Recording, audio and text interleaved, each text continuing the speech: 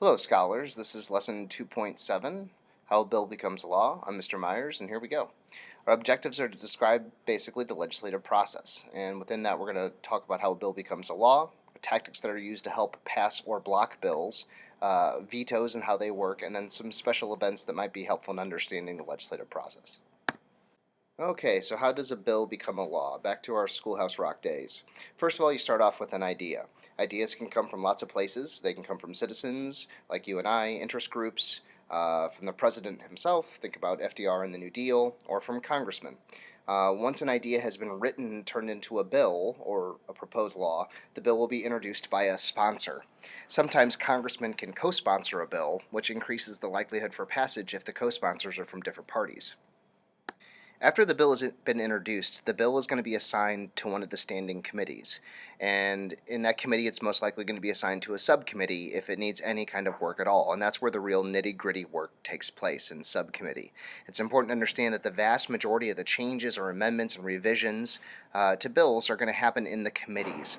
Working out the details of a complicated bill is easier done in small groups.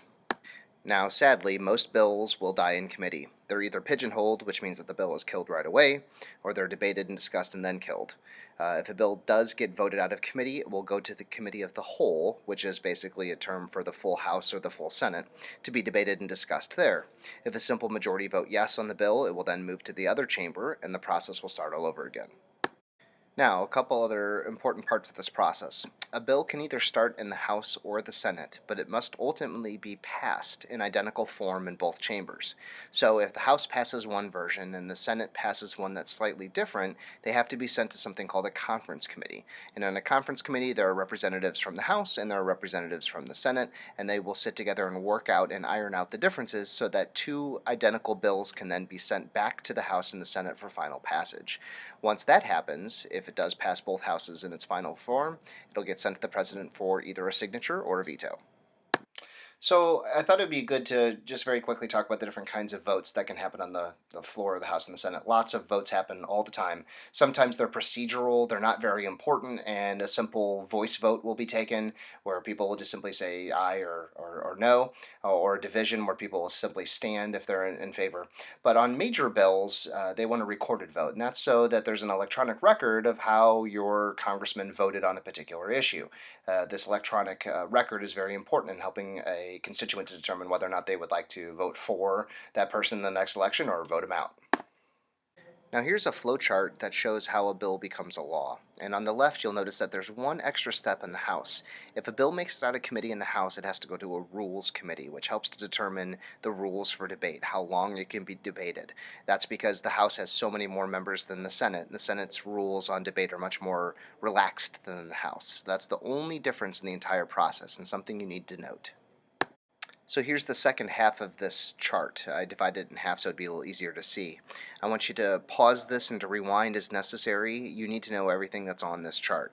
Now I'm going to show you two other charts in just a second. You don't need to know everything that's on these charts. They're just more detailed, and I thought they were kind of interesting, and I figured I'd put them on there for your own enrichment purposes. So feel free to pause and look around, but these two coming up, you don't need to know everything that's on here.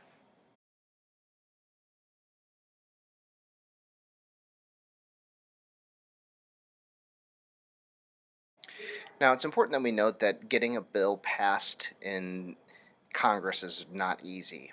And there's two schools of thought on this. One is that it's supposed to be hard, that the Founding Fathers purposely created a bicameral legislature to make this process somewhat cumbersome, that change should not be made lightly, that laws should not be passed without a lot of debate and compromise, and therefore that whatever products do come out are vetted and are going to be in the best interest of the people. And of course, the second school of thought is that the system is just simply broken, that Congress does not work. It's not functional. Members are way too partisan because of gerrymandering and other reasons. Very little meaningful legislation ever gets passed. And on any given year, only about 5% of bills will become law. But as you can see on the chart on the right, the number of bills coming out of Congress has been steadily decreasing over time. Now, to conservatives, this is probably a good thing. They probably think that we have too many laws on the books anyway. To others, this is a sign of partisan gridlock and that there's a problem that needs to be addressed. Okay, on to some tactics to help either pass or block legislation. So, one informal idea you should be familiar with is log rolling. And log rolling simply is, you scratch my back, I'll scratch yours. You vote for my bill, and I'll support something that you need help with down the road. It was a term introduced by Davy Crockett onto the floor of Congress, and it was a reference to neighbors helping move logs off of someone's property, or a similar concept would be a barn raising, where one neighbor would come help raise a structure on your property and then you would go help them. So it's a little bit of tit for tat, quid pro quo. You help me, I'll help you. That happens all the time. That's how legislation gets passed. So the next two tactics are used to block legislation. So one interesting term you should be familiar with is a filibuster. A filibuster is only used in the Senate because they have unlimited amounts of debate, and a filibuster is basically talking a bill to death. It's a reference to a Dutch word that refers to someone who's taking booty or pirate booty, and the idea here is that you have hijacked or taken over as a pirate the legislative process. You refuse to allow a vote to happen on a bill because you have grabbed the microphone and refused to sit down. Once you have the floor, you can talk for unlimited amounts of time. Historically, as long as you didn't go to the bathroom or sit down, once you had the floor, you could talk indefinitely. At the end of a Congress or a legislative session, a filibuster could be extremely damaging because there's a lot of business that needs to get done right at the very end. And by talking for 10 or 15 or 20 hours, you could really disrupt the end of a Congress. So often, a filibuster, or even the threat of a filibuster, is enough to force changes in controversial legislation. You can stop a filibuster through something called a cloture vote, which is when 60% of senators basically vote to make someone shut up even if they don't want to. But historically, senators don't like to do this. They believe in the tradition of the Senate and the idea of having unlimited debate. So on the right, you'll see a list of some of the more famous filibusters in American history. Strom Thurmond, a senator from South Carolina, holds the record at 24 hours. He filibustered the Civil Rights Bill of 1957.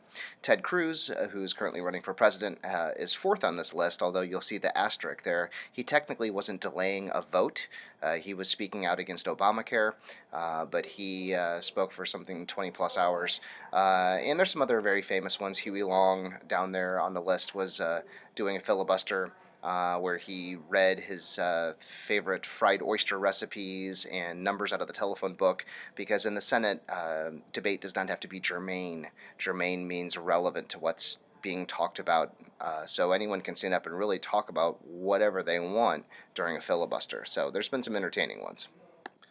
The last idea on here is a poison pill amendment, and basically this is purposely slipping an amendment onto a bill that you know is so controversial that when members of the full House or the full Senate see it, they're going to be likely to vote the bill down. So you're worried that a bill might pass that you don't like, and you try to put something on there that you know is going to poison the bill. Okay, the next section is about vetoes. The veto is an important check on the power of the legislative branch. With the stroke of a pen, the president can veto a bill that may have taken months or even years to reach his desk. The first two options presented here will result in the death of the bill. The direct veto is the most common veto. The president simply vetoes the bill. But historically, a pocket veto could be used. The best way to think about the pocket veto is the president will put the bill in his pocket and let it die, but this can only happen if there are less than 10 days left in Congress's session. The original intent was to make sure that Congress didn't pass a bunch of bad laws right at the last minute, throw them to the president, and then leave. The pocket veto is really never used anymore, and it's a little bit confusing, so let me know if you have any questions about it, but I figured we'd bring it up. The last two options will result in the bill becoming a law. If there are more than 10 days left in Congress's session and the president does nothing, meaning he doesn't formally veto or sign it, it will become law. The president does this when he believes his veto might be overridden. He doesn't want to sign it into law, but he knows it will happen anyway, so he'll let it become law without his signature. His last option is to simply sign it into law. Obviously, vetoing and signing are the two most common ways of either killing or passing a bill. Now, a president's veto can be overridden with a two-thirds vote in both houses of Congress, but this is extremely rare because it's hard to get 66% of representatives or senators to agree on anything. So it doesn't happen very often. Another important point is that the president simply threatening to veto is often an important tool for the president. This is a way to send his displeasure to those that are making the law and could potentially force some changes to the bill. Of course, he could be ignored as well. Now, the last point is that the veto power that's used by presidents has steadily increased over time, but it's more about whether or not Congress is controlled by the same party that you are. So if you're a Republican and your Congress is controlled by Republicans, there's not going to be a whole lot of reason for you to veto legislation. Look at Obama at the bottom of that list. He's had 2 vetoes. That's because the Senate has been controlled by Democrats the entire time he's been president. Lastly, we want to go over a few special circumstances that are important to consider regarding the legislative process. First of all, bills of revenue. Bills of revenue, or tax bills, are technically supposed to originate in the House of Representatives. This is because the founders were concerned about unfair taxes, and since the people directly elect their representatives and elections occur every 2 years in the House of Representatives, oppressive tax bills were seen as less likely to come out of the House. Another special circumstance legislators have to deal with is the debt limit. The debt limit is the total amount of money that the United States government is authorized to borrow to meet its existing legal obligations. Things like paying Social Security payments and Medicare benefits, military salaries, paying interest on the national debt, tax refunds, and other obligations. Since virtually every law costs money and the United States has a very large federal deficit, fiscal conservatives want to make sure we do not continue to borrow at high levels. So they may be likely to attach the debt limit to a particular demand, like, hey, if we do not vote to repeal Obamacare, I will vote to not raise the debt limit and the US will default on its loans. The debt limit can become kind of like a political football. All agree that defaulting on our debt is bad, but for some conservatives and Tea Party folks, defaulting is better than continuing to spend more money than we bring in. Again, this can be confusing, so ask questions in class if you have them. This homework lesson is somewhat timely in that President Barack Obama today, which is February 9th, 2016, just delivered to Congress his proposed budget, which is a record $4.1 trillion worth of federal spending, of which only about a quarter, about $1 trillion, is actually discretionary spending. Another political football that is often used is threatening to shut the government down, meaning that Congress will fail to authorize new spending, and all non-essential government programs and services will stop. Now, it is important to note that the president ultimately gets to determine what is essential, and the last time the government was shut down, about half of the programs, services, and jobs continued to operate. Things like airport security and Social Security payments are considered essential. Analysts consistently show that shutting down the government actually ends up costing more money than it saves, so it's best for the Dems and the pubs to get together and to pass a budget.